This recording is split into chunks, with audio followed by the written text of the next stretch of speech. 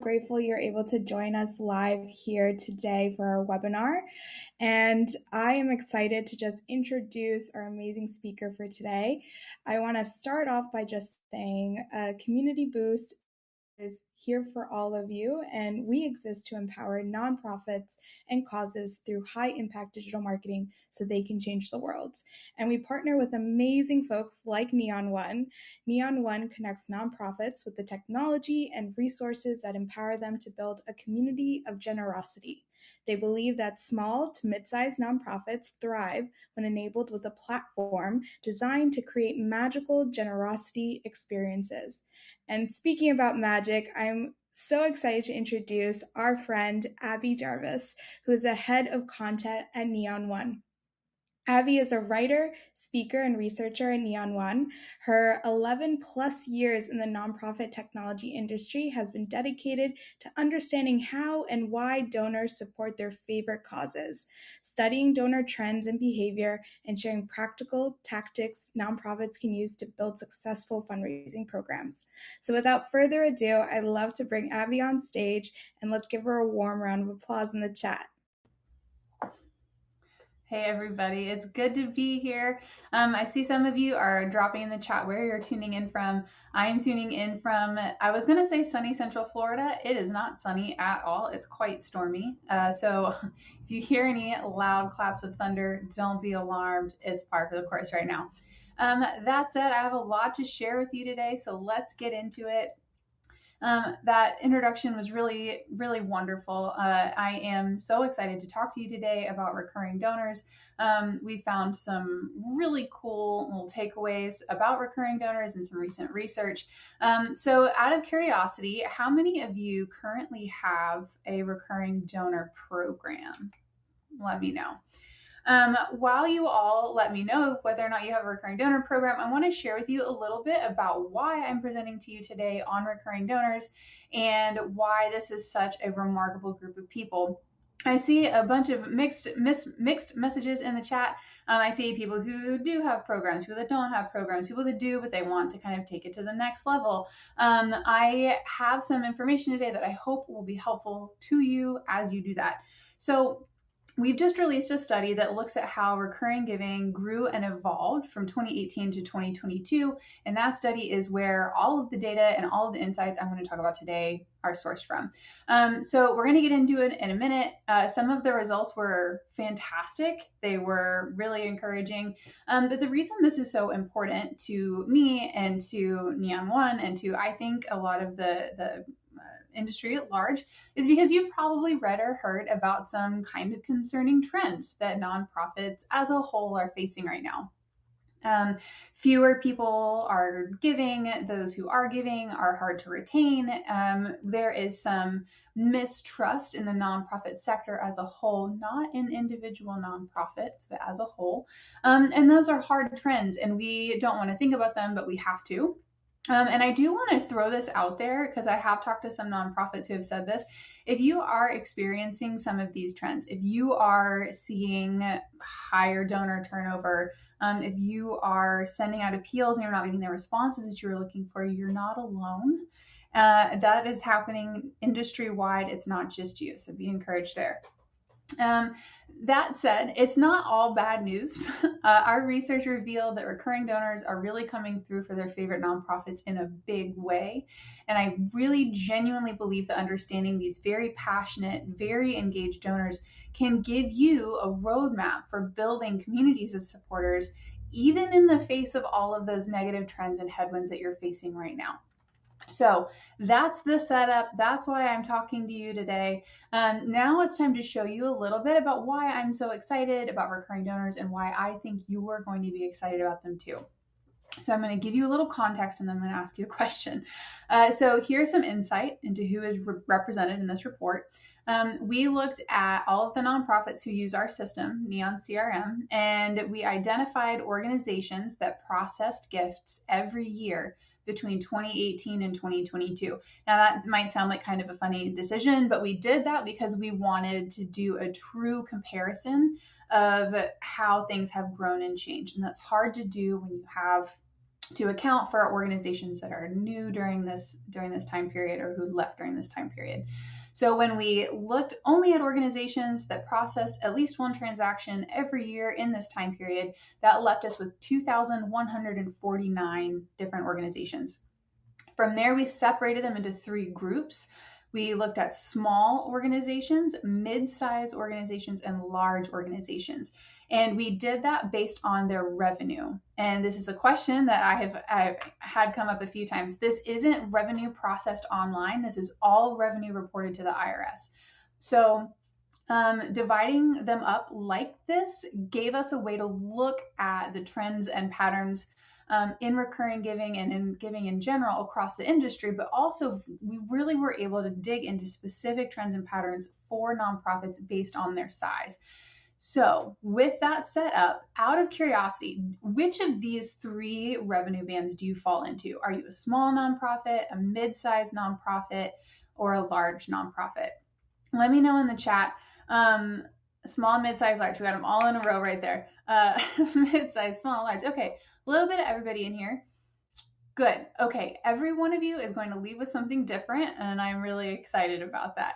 So now that I have kind of a feel of who you are, how many of you have recurring programs, what size organization you work for, let's look at some benchmarks. Now, I'm going to try to get into some detail for each of you.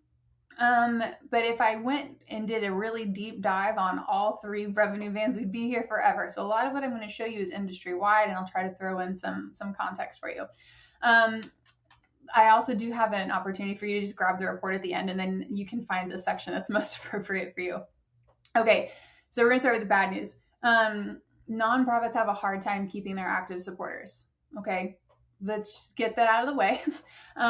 For the purposes of this report and this presentation, when I use the phrase active supporter, that is someone that has a transaction associated with their account in our system. So it is very possible that there are other contacts in these databases. They just haven't made a gift. If that's the case, if you, for example, have a large email list and there are a lot of people on that email list that haven't made a donation, those people that haven't made a donation or bought an event ticket or whatever, they're not going to be reflected here. Okay. All right. So in 2018, the average nonprofit had just over 850 supporters, and this is all industry wide. By 2022, that number had decreased around 3.5% to 822 supporters. So as a general rule, nonprofits had fewer supporters at the end of this 5-year period than they did at the beginning. So let's take a little bit of a closer look at what that actually means for different organizations based on their size. So if you're a small organization, you probably felt this most keenly. The largest drops in active supporters were felt by small organizations. So if you're a small organization and you've seen this pattern and you're wondering what you're doing wrong, it's okay. You're not alone. This is happening across the industry. Mid-sized organizations felt this decrease a little less acutely, but they did see a 1.5% shrink in their databases. Large organizations actually grew through this time. So that was kind of interesting to me. And we're going to look at some more about what that means. And if you look at the report, you'll see some really interesting patterns for the large organizations. But the takeaway here is that across the industry, the majority of nonprofits had fewer active supporters at the end of this 5-year period. And that's not great news, but it does set us up for the good news. The good news is that the number of recurring donors went up every year between 2018 and 2022. So at the beginning of the study, the average nonprofit had around 11 recurring donors, and by 2022, they had around 25. So that's an increase of around 127%. Now, I throw these numbers in here, these specific numbers in here, because I want you, especially if you have a small recurring program or you don't have one at all, I don't want you to feel like you're behind. The first time I shared some of these numbers with people, I had a fundraiser tell me that they felt shame and guilt about the fact that they didn't have a large group of recurring donors. And if you have felt that way, I showed these numbers to you to encourage you. There's nothing to be ashamed about. There's nothing to feel guilty about. What this does tell us is that recurring donors are ready and willing and able to set up this kind of gift. And I'm going to share a little more insight into what they're doing for nonprofits based on the nonprofit size. So if you work for a small nonprofit, this is for you. The average small nonprofit in this data set doubled their recurring donor base from 7 donors to 14 donors. Okay, these programs are small, and that's fine. Mid-sized organizations grew them from 15 to 35. Large organizations grew them from 29 to 71. So I hope that this kind of gets you thinking about the possibilities that you have available to you to reach out to your own database. And we're going to talk more about that.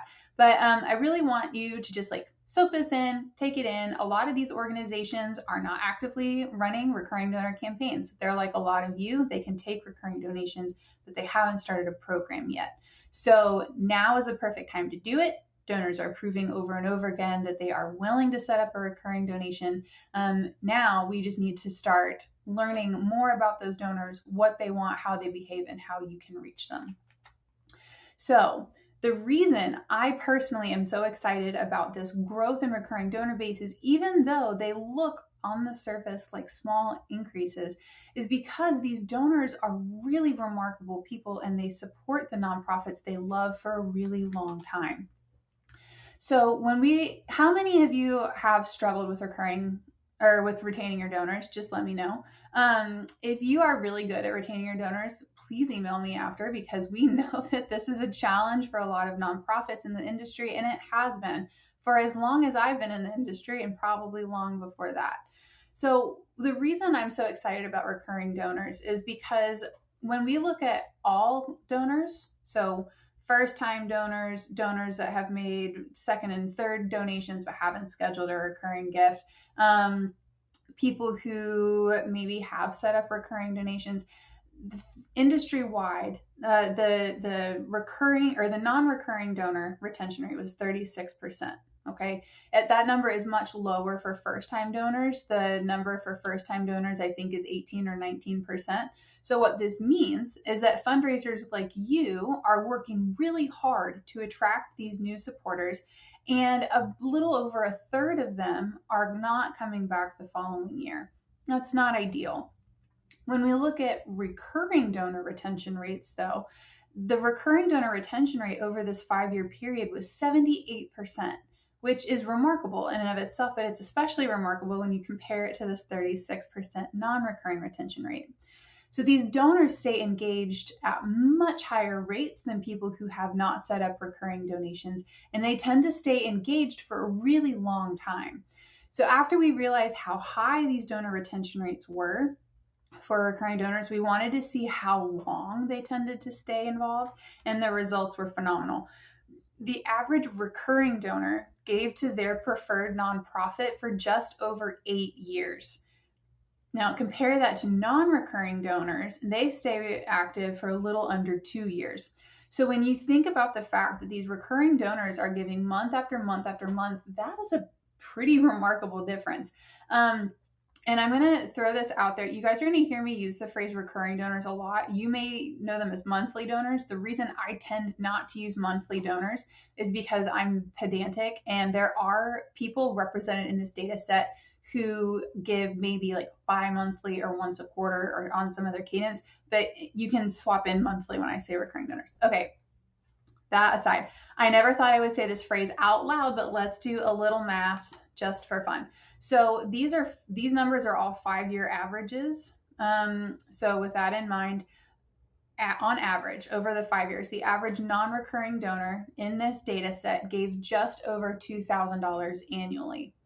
When you apply that over the average donor lifetime for this group, that 1.73 years, they give, again, it's an average, around $3,559.77 over the course of their relationship with a nonprofit. Recurring donors gave less annually, and I know that can freak out a lot of fundraisers. But so they averaged around $950 a year. And on the surface, it may feel like it is not a good move for you to prioritize recurring donors because they're not going to give as much as their counterparts in a year. But when you multiply that out over 8 years, they generally gave around $7,670. So I'm never going to sit here and tell you that you should neglect your non-recurring donors. I'm never going to tell you that you shouldn't reach out to your community and ask for one-time gifts, but I will encourage you to connect with and give some extra love to the people in your community who are committing to give to you on a regular basis. They are valuable for a ton of reasons. A big one is that they represent steady, predictable revenue for a long time. And that is really valuable, especially if you, like me, have to deal with budgets sometimes. Okay, so hearing that you should acquire and retain recurring donors is great. The numbers are fantastic. We like talking about it, but how do you actually do that? What we did is we looked at how these donors behaved over this period, and we're going to look at what we found and what you can do with this information as you begin building a recurring program if you don't already have one, or as you look to expand the one you have already. And Heather has a really great question in the chat. What marketing language is the most successful in getting donors to commit to these recurring gifts? And I'm going to share some information that might help you. All right. So for simplicity's sake, I'm going to share 3 types of behaviors today. We're going to look at when donors give and what that means for you, how they give and how you can encourage them to do so, and why they give the way they do. And that section is when we're going to get into this question about the language that you use to ask people to give you this kind of gift. So let's look at when they give first. So we looked at when people initiated their recurring gifts. So if it's a monthly donor, we know they're giving a gift every month. What we wanted to know is when someone made the decision to make that kind of donation. Now, the 3 most common months for this kind of gift to initiate it were May, December, and November. Now, okay, so look at these numbers here. I'm going to crowdsource an answer to this question that I have. We added together all of the donations initiated in these months across all 5 years. So in all 5 years, this number, so a little over 12,000 gifts were initiated in the month of May. It beat out December, which is what I figured would be the most common month. It also beat out November, which I figured would be the second most common month. What on earth are y'all doing in May to ask for these gifts? Why are donors doing this? This is something that's hard to look at data. If I look at data, I can tell you what happened. I can tell you that 12,460 gifts were initiated in the month of May over 5 years. I can't tell you why that happened. So I'm dying to know, what do you think? I've asked this question before. I've never gotten the same answers. End of fiscal year, folks may have gotten extra cash from a tax refund. My favorite theory, someone was talking to me about how in the springtime, people feel enthusiastic and hopeful after they're coming out of the winter. I live in Florida. It's the opposite here. Springtime means we're about to go inside for the next few months. Started Mother's Day. Ooh, Anna, Mother's Day has not come up yet. Hasn't come up before. I like that one. People have recovered from the holidays. Kids are out of school. That makes me laugh. Okay, you guys have some good answers. And this is the kind of thing that I love.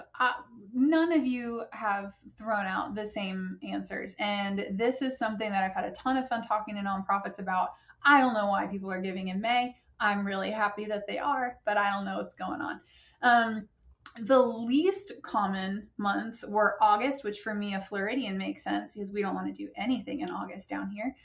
March and February, and that kind of lines up to me with some of the springtime optimism kind of ideas. So I thought this was really interesting. I also think it was interesting that we found that the majority of these recurring donations are initiated in the late morning or the early afternoon. That lines up with some other research that we've done in the past that saw that that was kind of the average for one-time gifts too. So when we look at this, what we take away from this is that May, December, and November, if you are great times to launch campaigns, and people don't like to do things in February. So, you know, the more you know. Now, what do you do with this? Well, actually, I'm going to share one more thing. We also did find that a substantial number of new gifts were initiated on Giving Tuesday. So So Giving Tuesday always falls either at the end of November or the beginning of December. And regardless of which month Giving Tuesday fell in, recurring donations set up that day accounted for around 12% of all gifts set up during that month. So if Giving Tuesday fell in November, the gifts initiated that day made up around 12% of all November recurring gifts. Same for December. That's pretty substantial, especially when you consider that November and December are both two of the three most popular months to create recurring donations. So that was really interesting, but cool. What does this mean for you? So I'm going to throw out a caveat, something that I like to reiterate a lot when I'm talking about research like this, or when I'm talking about benchmarks or other findings like this. Your own data from your own organization is going to be much more valuable than anything I can sit here and give you. Your own data and your own performance and your own donors and their preferences are going to be more significant than anything I turn up in a research piece. Now, if you have a base of recurring supporters, I would encourage you not to listen to me about the month of May, December, November. I would encourage you to look at when your donor base is initiating this kind of gift. If you notice that you have one month that's much more popular among your unique community, by all means, launch an appeal then. If you are Olivia and you tie in kids being fed in school and the lack of food in the summer, May could be absolutely immense for you. If you are a faith-based organization and you have historically had really great success talking to your donors in February, try that. If you don't see any patterns, if you're looking at your your reports and you don't see anything that gives you any clarity, or if you are one of the people who are on this call who shared that you haven't launched this kind of campaign yet, try launching a recurring campaign in May, December, and November. See what happens, and kind of go from there. While you're at it, I would encourage you to ask for recurring gifts on Giving Tuesday, or at least add the option to create that kind of donation to your Giving Tuesday donation form. And then as you go into the end of year, if you historically do an end of year campaign, I would encourage you to ask your community for recurring gifts at the end of the year also. So those are some things you can take away from this. Now, I'm going to look at how they give too. I am sure all of you will be shocked to hear that we noticed right away that the vast majority of recurring donors are using their credit or their debit cards as their payment method. That's pretty standard, right? It's online donation forms. The credit card is the default. What I was surprised by is the number of donors that are setting up this kind of donation using ACH or e-check. It's a little over 8%, and 8% is nothing to sneeze at. And it's especially useful because, as a general rule, ACH and e-check transactions have lower processing fees, and they also don't expire the way credit cards do. So I thought that was an interesting finding. Do with that information what you will. The remaining transactions, it's less than 1%, but those were created using other methods like PayPal or digital wallets. They weren't really a huge runaway preference for donors, but they did show up. So that was interesting. So as you think through your next recurring campaign, you will almost certainly give your donors the opportunity to use their credit or debit card to set up their gift. But you may also want to consider adding the option to pay with ACH or e-check, especially if you know that your existing donors prefer that. Great. So this is fine. What do you actually do with this practically? The first thing I would encourage you to do is go to your donation form, the one that you have linked on your page, and just make sure that you have recurring options turned on. Just turn them on. You may also want to look at the actual payment methods you have enabled on your form. You probably have credit cards enabled. I don't know if no, that's a lie. I think I've seen like one or two nonprofits ever that have chosen only to use ACH or e-check and not cards. I would encourage you to look at your form, consider adding the opportunity to pay with ACH or e-check. Just see if you can do it. And then if you have donors that like them, consider adding some other payment methods that they may like. If you have, for example, a significant group of donors that likes to pay using PayPal, maybe see if you can turn that on. I would caution you in saying that you don't necessarily need to have every possible payment method enabled. We like giving donors choices, but giving them too many choices can make them feel overwhelmed. So choose what you think is their favorite, and then see what your donors think. See if they ask for additional opportunities to pay. Okay.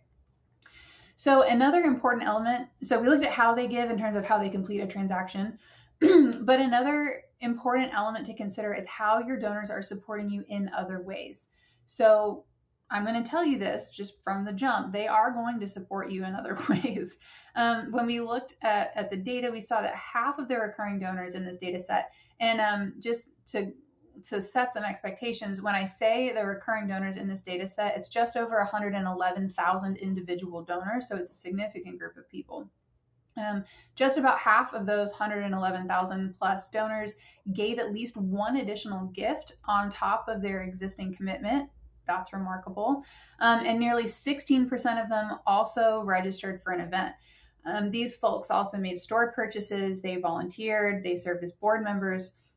And there are two things I want to point out. One is that these numbers are very significant, especially when you consider that from what we can tell, a lot of the organizations in this data set did not have an active recurring donor program.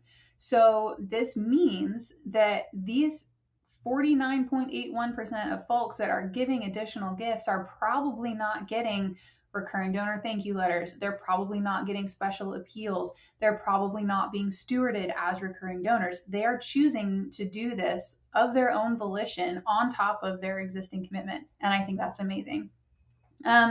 The other thing to point out is that a lot of this, because of the system we pulled it from, it's a CRM, there are data points that don't translate neatly into a CRM. So we see that just under 16% of people are registering for events, and they're volunteering and they're serving as board members, but whether our ability to tell that is based on how a nonprofit is using their CRM. So it's very possible that these people are supporting these causes in much more significant ways that we can't see just because nonprofits use their CRMs differently. There are also ways that these supporters are really rallying around their favorite causes in ways that don't translate really neatly into a data point in a CRM. They may be your advocates. They may talk about you and your work to their friends and their family. They may boost your visibility online by engaging with you on social media. They may be making in-kind donations. They may be fundraising for you on their birthdays or participating in your peer-to-peer campaigns. This group is a very highly engaged group of people, and I hope that this inspires you to start looking into the different ways your own recurring donors are working to support your cause, because I am pretty positive you're going to be delighted with what you find. Okay. As you start exploring the different ways your recurring donors are supporting you, you're going to start noticing patterns that will help you communicate with them very effectively. As you do that, I would encourage you to use segmentation to send them messaging that is slightly different from the messages you're sending your non-recurring donors. So what does that look like? Okay, send them special thank you messages that recognize and celebrate their generosity. You're going to want to do that anyway, but so send them some dedicated communications. They're a big deal. But you can also add special language to the messages you send all of your supporters, including things like your newsletter or one-off communications. So say you send a monthly newsletter, you may just clone your newsletter and add a special little note to your recurring donors. You don't have to start the whole newsletter from scratch, but that little bit of personalization can make a big impression on your donors. I would also encourage you to send special updates to recurring donors that shares the outcomes that they have helped make possible with their support. So they're obviously very committed to your work. They obviously want to give through you to a cause they love. They want to make a difference. When you share their impact, that will be an important way to keep them engaged for a long time. And I'm going to go more into this in a minute. But just keep in mind that they're very invested in you. They are very connected to you, and if you reinforce those connections, you can see some pretty remarkable results.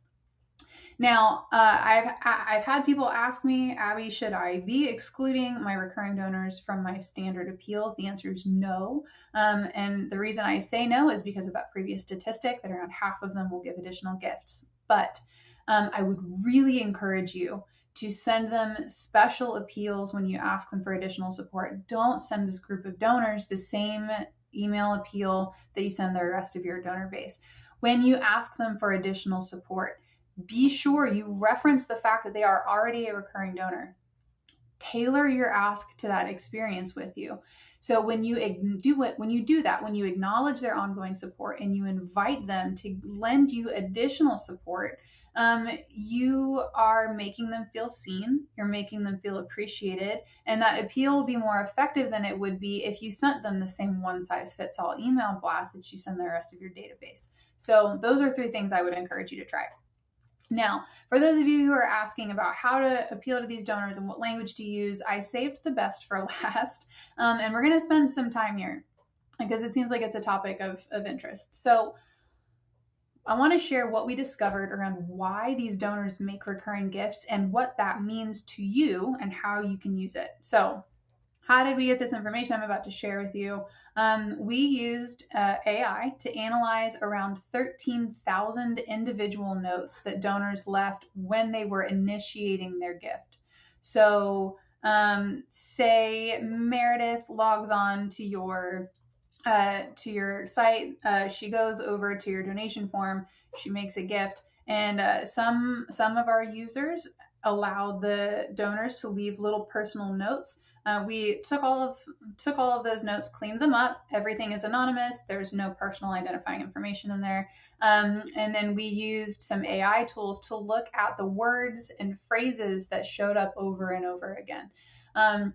So we looked for these recurring themes and recurring sentiments, and we divided the results into 2 categories. We looked at findings that spoke to donors' emotions, and we looked at findings that gave us a little bit of insight into donors' identities. So let's look at the emotional sentiments first. So we found some common emotional themes that came up over and over and over again. Gratitude for a nonprofit's work was a really big one. People were thankful that the nonprofit was doing the work they did. Some of these folks, from what we could tell, had benefited from these programs in the past, or they knew others who had benefited from them in the past, or they were just passionate about the work. So let me find someone else's name because I just picked on Meredith. So say Michael is donating to a conservation network. Maybe Michael is really invested in nature conservation, and Michael's really thankful that the nonprofit is working so hard to preserve his local ecosystems. That would fall into the gratitude here. Love comes up a lot. Love both for the organization and for the people the organization serves and for the community that the organization serves. Love came up a lot. I really loved this 3rd line. There were a lot of notes that were left indicating that that donor had made that gift to honor someone or made that gift in remembrance of a loved one. I'm especially interested in that because we found that, again, kind of from what we can tell, a lot of the organizations that were accepting these online gifts didn't have the fields enabled to leave a gift like in memory of someone or in honor of someone. But we could tell, even though they didn't have those fields enabled, donors were giving for that purpose. So that's an interesting takeaway. I'll tell you a little more about what to do with that in a minute. But another thing that I really loved is that people were inspired by the nonprofit's work. So if you ever feel a little silly sharing stories on social media or sending email blasts about something cool you've accomplished and you feel a little self-conscious about it, it's okay. Focus on inspiring your community. You never know what might happen. And donors are telling us that they inspired by their favorite nonprofits work in the notes as they are doing this. And because Sophia just asked if you are remembering where this is from, these are sentiments that we found doing an analysis of 13,000 notes that nonprofits left during the donation process. So they are using an open form field and sharing why they are initiating these gifts while they are actually going through the donation process. So it's not social media, it's happening on the form that they're using to make the gift. Okay. We also found that there are a lot of messages that give us insight into the fact that for a lot of these donors, their decision to give is very deeply tied to their sense of their personal identity. So these are 8 identity markers that popped up over and over and over again in these 13,000 notes. People referenced everything from their age to their religion to their socioeconomic status as they were making these gifts. So I want to dig in a little bit here because I have encountered some questions about what this actually means.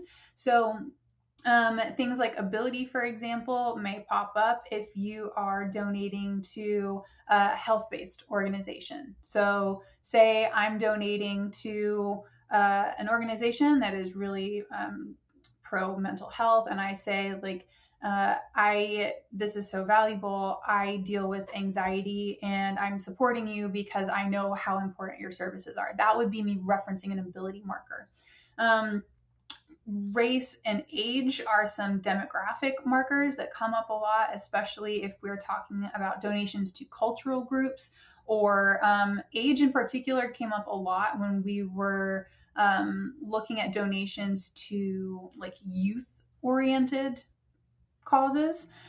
Religion came up quite a lot, and not necessarily only in donations to religious organizations. It also came up in just donations to standard 501c3s, not necessarily a church. Ethnicity and sexual orientation came up a lot. The sexual orientation one, an example that we saw that really kind of tugged my own little heartstrings.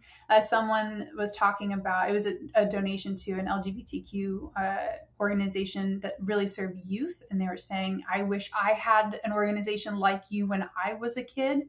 That came up frequently. Gender came up a lot, and especially to groups focused on, for example, maybe a STEM organization for girls that came up frequently. And then socioeconomic status, I thought was really interesting. People called out that they were lucky that they were in a position that they could make these gifts. And that was personal enough to them that they felt like they could share that.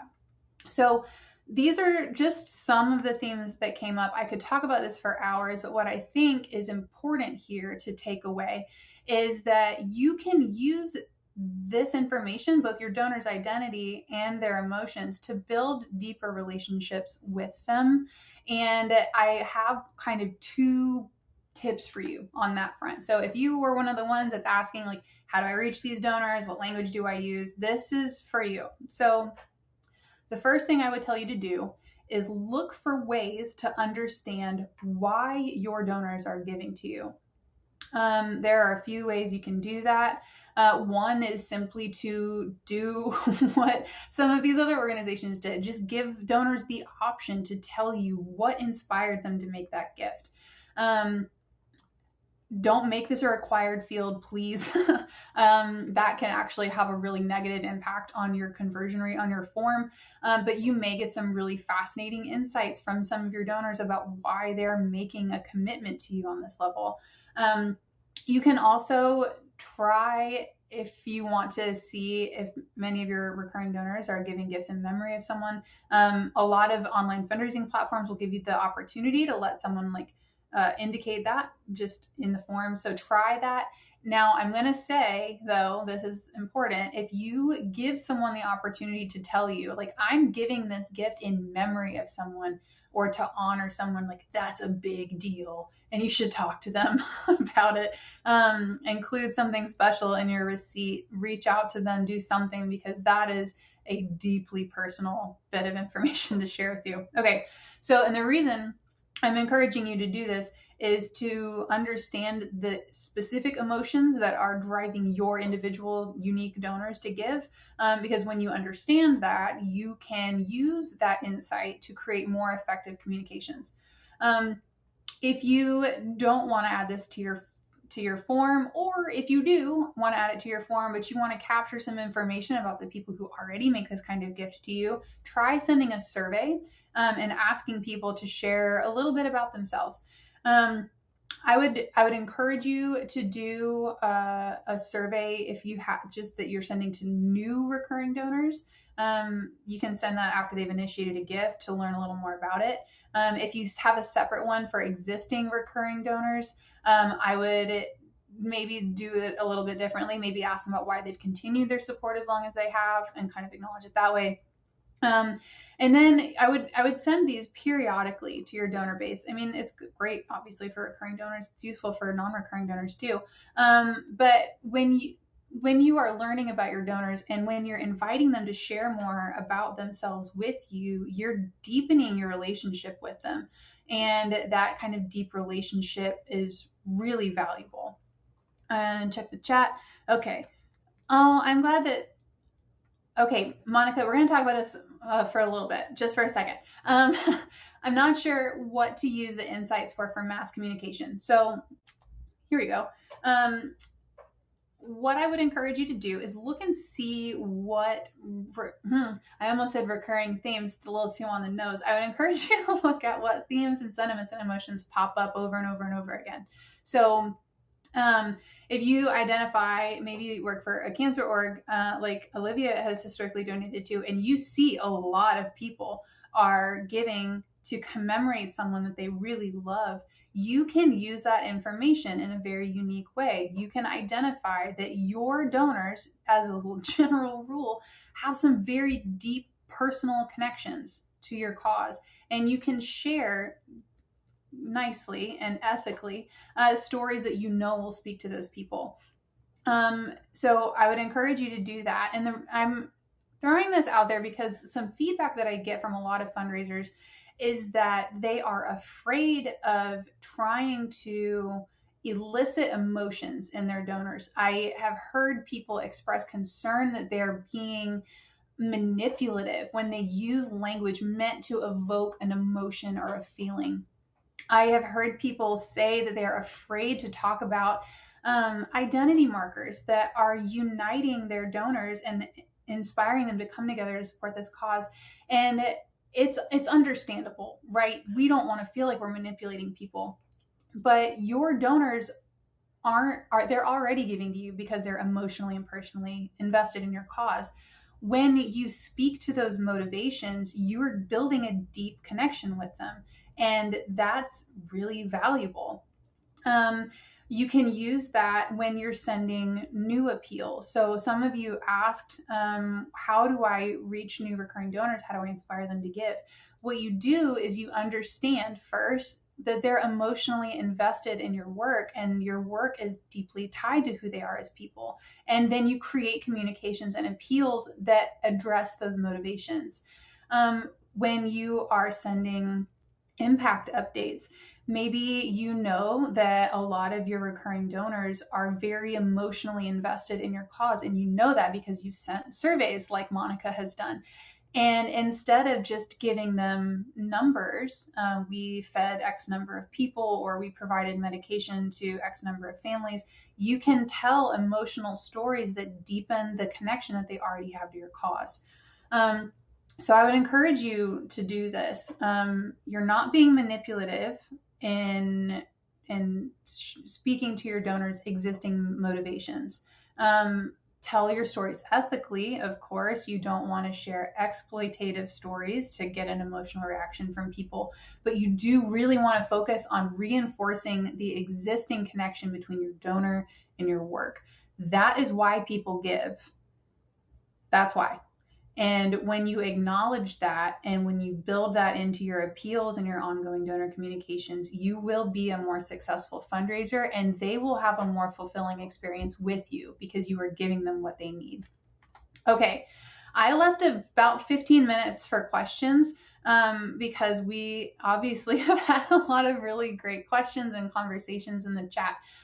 So I'm going to tab over to Q&A for a second. This is where you can get the report if you want it. Let's see. Okay. I've got a really interesting question from Monica. What if the org you are fundraising for hasn't yet spent the funds raised in the last campaign? They are waiting to get more funds to spend. How do we message this? So I have a couple of questions, and I'll flip back over to the chat in a second. So as a general rule, because recurring donors give over such long periods of time, they tend, that's the key word here, they tend not to be particularly concerned with whether or not you've spent all of your money at once. So I'm going to flip back over to the chat. Can you give me a little bit more information there? I'm curious about, were you raising money for a particular cause? Were you raising money for something like a capital campaign? It doesn't feel like a grant. Like with grants, of course, like you need to spend the money and then report back on how you used it. But I don't think the key to really getting your recurring donors excited about what you're doing is telling them that you spent all of the money that you've raised. I think the key is showing them what they've done and then encouraging them to continue their support. So, okay, we're raising money for a health communications group. It was general funding so they can begin paying their writers and team. Okay, so what I would guess from that is the people who were donating to this cause are interested in supporting you. So one, really exciting that they are donating so you can pay writers and the team. That's fantastic. We love donors like that. So I would guess that this group of people is really invested in whatever health activities you're trying to point to. I don't know enough about it to make any more concrete examples than that, but COVID and public health content. Okay. So I think you can just share, like, we are still building toward this thing happening. You have helped us get from here to here. This is what we've been working on lately. This is what's to come. You're such an important part of this process. We couldn't do it without you. Thank you for everything. I think especially if you're working on something this broad and this wide scale, I think that your donors, I mean, they've already proven that they're invested in that work. And I think just simply keeping them up to date on what's going on is significant, especially if you do call out that they have been so generous and you do call out that they seem to value these things. I think you can just tell them, like, we're working toward this goal. You're helping us get there. We wanted to keep you up to date. Let's see. Is there a way you've used a matching gift campaign to inspire recurring donors? We have a one-time gift available for matching donors. So I personally have not run this kind of campaign. However, I can tell you that our friends over at Double the Donation actually wrote a blog article for us on the Neon One website, and I will try to pull that for you in a minute, about how matching gifts with recurring works. Now, what they did was, when they're talking about matching gifts under this instance, they're talking about matches from donor employers. And there are some things that you do have to keep in mind.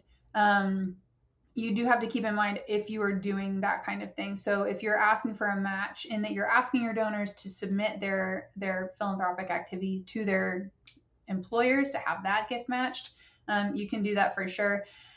When it comes to having maybe a pool of money from a major donor that they will match up to a certain point, which is more common probably, maybe you could just say, we have a donor who's willing to match, I don't know, X amount of dollars in recurring donations initiated this day. So if you say, if you have I don't know, a total of $2,000 in initiated monthly gifts, you might be able to try it that way.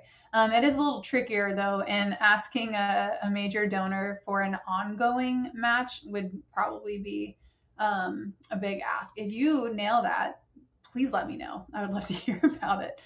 Um, Anna asked, do you recommend asking people to join your recurring donation campaign in each of those months or just once a year? I truly think that a recurring donor should be able to set up a gift regardless of what month it is. Um, and I think that you can do this in a couple ways. So actually, if you download the report, you will hear from people who are more eloquent than I am talk about this. But what a number of our experts that we cited in the report recommended was treating recurring giving kind of like an event. So set it up and launch a big campaign around it, let people know about it, and have a genuine campaign around recurring donors. But then you don't have to limit that to once a year. You can periodically, for example, call out your recurring donors on social media and share what they've been up to, share what they've helped achieve, and then invite other people to get involved that way. You can try, so say you have a new donor, you set up a new donor welcome series. They made a gift, they get a couple emails from you, and then you invite them to join your recurring donor program. That's always really, here's a fun tactic for you. Name your group. So name your group of recurring supporters. So an example, one of the organizations that we interviewed for the report has a group and they're just called the Key Club. So the key to be in the Key Club, you have to be a recurring donor. And once you have that kind of named group, you can share in a newsletter. This year or this month, the Key Club met up to do this volunteer work, or you can call them out on social media. We just had a little social for members of the Key Club who support our work on a monthly basis, blah, blah, blah. Here's how you can get involved. So I would try that, maybe one big campaign and then just talk about it over the course of the year. The named groups make it easier to talk about your recurring donors, but it also does kind of speak to your donor's identity, right? If they are making a gift to you because of a personal thing, they are personally tied to your cause, and then they can have that kind of nod to their personality and their personhood. They are a member now of this group that they're super excited about. So I would try that, mix it up. Do you have data on how many are making store purchases? Off the top of my head, Karen, I don't know that number. I want to say it was a relatively low number, like 2%. But the caveat there is kind of what I alluded to earlier. A lot of the insights that we could glean from the way recurring donors are supporting the causes they love is dependent upon how someone uses their CRM. So if they're using the storefront in our CRM, we can see that. But if your organization is running a t-shirt campaign on Bonfire, for example, based on the way our clients have their instances set up, we may or may not be able to see that a recurring donor made a purchase from a Bonfire campaign just based on the way it's set up. So the number I want to say is around 2%. You'll have to fact check me on that. But there are a lot of factors that influence that number, and I would suspect that number is probably higher. Have you ever seen a campaign that targets a giving segment? For example, targeting $250 one-time donors to give $25 monthly instead to bump them up to $300 annually? That is a fascinating question, Kelly. And the answer is sort of. So I'm going to tell you the most creative recurring donor campaign I've ever seen. It was, this was a long time ago, and I want to say it was, I don't know, it was a health mercy ships maybe. I don't remember off the top of my head. It was a medical organization. And what they did is they did two really cool things, both of which any of you can do at any time. So one, they sent appeals to one-time donors asking them to set up monthly gifts. And when they did that, they created a donation form specifically for that appeal that only included monthly options. So I tell people, like, probably shouldn't default your like standard donation form to be a monthly gift.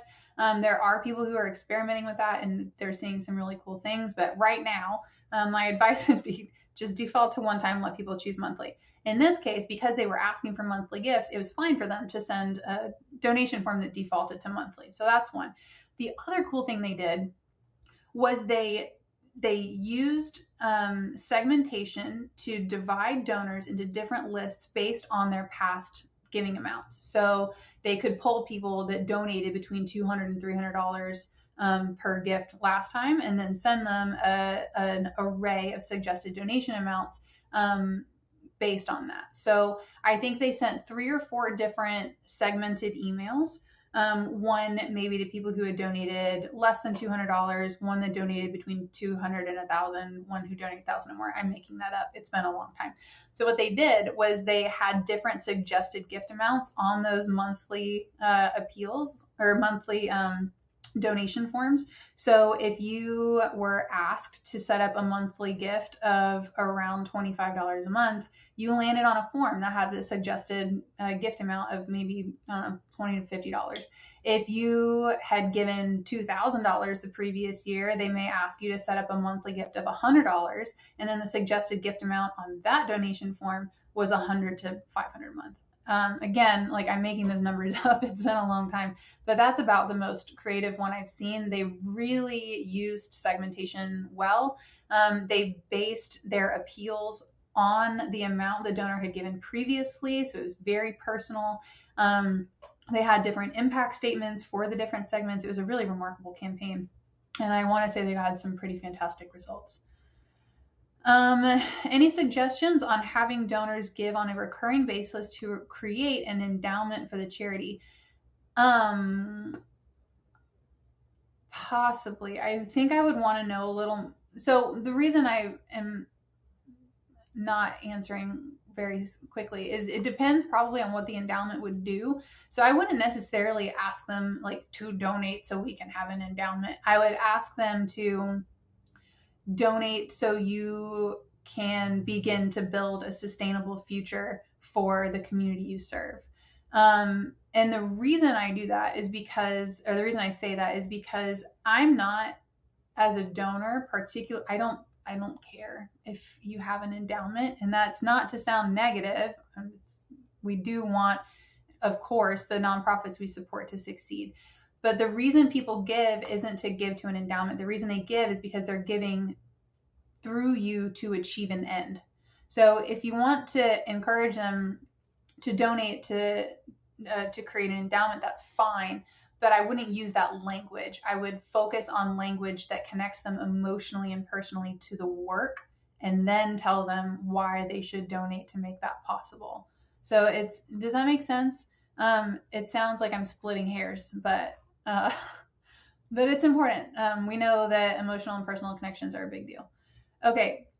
Look, we have just enough time for the one last question. Do you happen to have any insights on best practices for targeting if creating meta ads for donations? I will say that I have very little experience with meta ads. So there's that. Does anyone want to chime in the chat who maybe has some resources for Olivia around meta ads? That would be really helpful. I don't want to mislead you by telling you something that's not best practice, because it's just not something I've ever done before. The only experience I've had with fundraising using any kind of meta ads boosting posts that I've already made. So Olivia, I hope you find some answers. I'm not the best person to give them to you. I'm sorry. Oh, thank you. Community Boost is where I go to pay for paid social tips. There you go. Look at Community Boost. I'm sure they've got a lot. And if any of you are like Victoria, Meta has changed a lot. I work in the for-profit world, and we have a hard time with Meta too. They're constantly changing. It's hard to keep up on it. And if you're struggling, you're not alone. All of us are. So, all right. I think that's everything. Thank you so much, Abby. And to answer some of those questions about meta ads, feel free to register for Ad Day, where Community Boost will be going into a lot of those different things like meta ads. But again, can we just give a round of applause to Abby and Neon One for their amazing, detailed information and answering all the questions you had. As a reminder, this webinar is recorded, so we will be sending the recording as well as the presentation afterwards. Thank you all so much. Thank you so much, Abby, and I hope you guys have a great rest of your day. Bye. Awesome. Thank you all so much.